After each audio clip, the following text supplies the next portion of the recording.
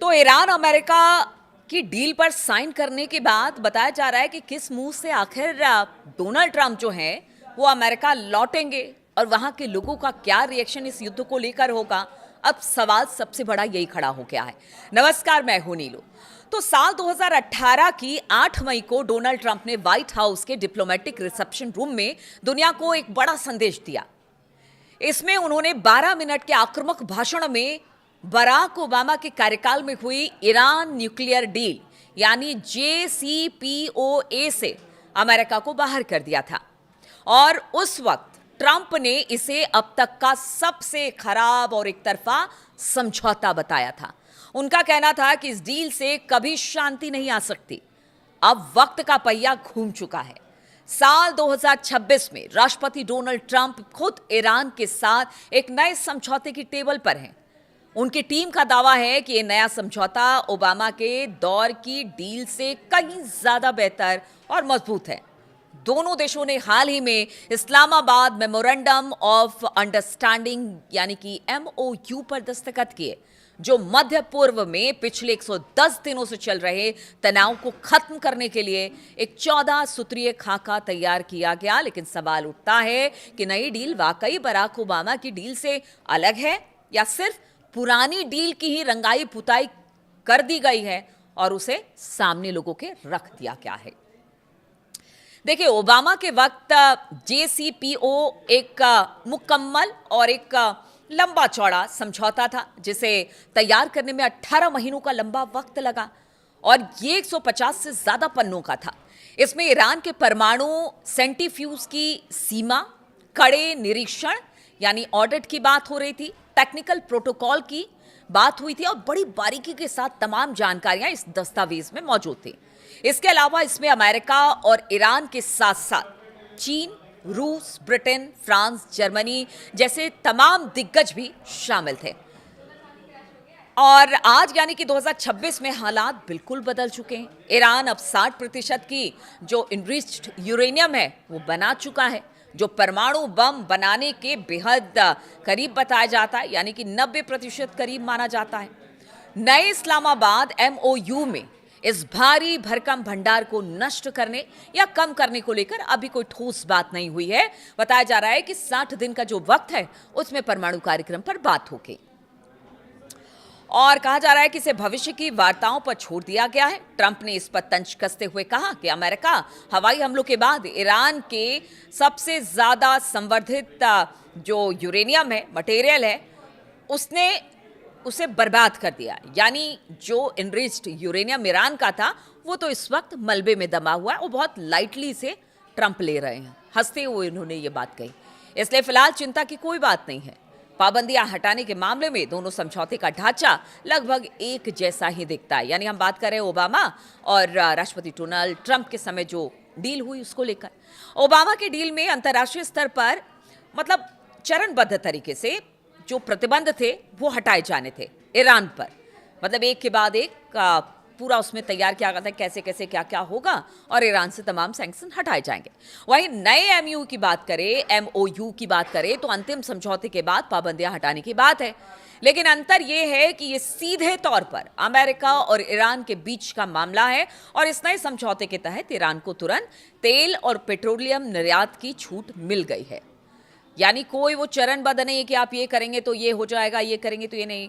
आपने बोला डील इधर की और उधर छूट भी मिल गया, रिकंस्ट्रक्शन के लिए पैसे भी कुछ दिन में आ जाएंगे, सब कुछ हो जाएगा और ईरान पर जितने सैंक्शन थे वो भी खत्म हो जाएंगे। हाँ, न्यूक्लियर जो बातचीत होगी वो लंबा चलने वाली है। इसमें सबसे चौंकाने वाला बिंदु इस बात को है कि MOU का जो छठा पॉइंट है, इसमें ईरान के पुनः निर्माण और आर्थिक विकास के लिए कम से कम $300 अरब का एक प्लान बनाने की बात कही गई है। ओबामा की डील में ऐसा कोई प्रावधान नहीं था। तो देखिए किस तरह से अमेरिका और ट्रंप वही सारी चीजें हैं, लेकिन उस समय वो इस डील से निकल आए थे और आज स्थिति ऐसी है कि आपको ना चाहते हुए भी बहुत सारी बात ईरान की माननी पड़ रही है और आपको यहां तक कि पैसे भी देने पड़े। अब भाई जो पैसा आप रिकंस्ट्रक्शन के लिए दे रहे हैं वो आपकी जेब से जाए, चाहे आपके सहयोगियों की जेब से जाए, जो अरब मुल्क है उनकी जेब से जाए, लेकिन जा तो रहा है, मिल तो ईरान को ही रहा है ना। आप दे रहे हैं नहीं दे रहे हैं वो अलग बात है। हालांकि ट्रंप ने साफ किया कि अमेरिका इसमें अपनी तरफ से कोई पैसा निवेश नहीं कर रहा है और ना ही इसकी ऐसी कोई मजबूरी है। लेकिन आप दिलवा तो अपने ही लोगों से रहे हो जो अरब कंट्री है। ओबामा प्रशासन की इस बात के लिए कड़ी आलोचना होती थी कि उन्होंने ईरान के बैलिस्टिक मिसाइल कार्यक्रम और मिडिल ईस्ट में उनके जो सशस्त्र गुट हैं यानी जो उनके प्रॉक्सीज हैं उन पर कोई रोक नहीं लगाई। और हैरान करने वाली बात यह है कि ट्रंप के नए इस्लामाबाद एमओयू में भी बैलिस्टिक मिसाइलों या फिर आतंकी फंडिंग, जिसको पश्चिमी देश आतंकी कहते हैं, ईरान अपना प्रॉक्सीज कहता है, उसको लेकर भी किसी तरह की फंडिंग की कोई बात नहीं हो रही है। यानी आपके प्रॉक्सीज आपके साथ होंगे, कोई मतलब वहां हथियार छोड़ने की बात नहीं हो रही है, हटाने की बात नहीं हो रही है। मतलब इस वाले डील में भी इनका कोई जिक्र नहीं है, जब बराक ओबामा के समय वाली जो डील में था उसमें भी नहीं था। तो इस मुद्दे पर ट्रंप का रुख बदला हुआ नजर आ रहा है। उन्होंने कहा कि अगर पड़ोसी देशों के पास मिसाइलें हैं तो ईरान के पास भी अपनी सुरक्षा के लिए मिसाइलें होनी चाहिए, इसमें कोई गलत बात नहीं है। आप देखिए, लॉन्ग रेंज की मिसाइलों की बात कर रहे थे कि इसको तुरंत बंद कर देना चाहिए, यही इजराइल चाहता था क्योंकि वो इन लॉन्ग रेंज की मिसाइलों के दायरे में था। यही अमेरिका चाहता था, लेकिन अब सब बात बीती बात होकर रह गई है।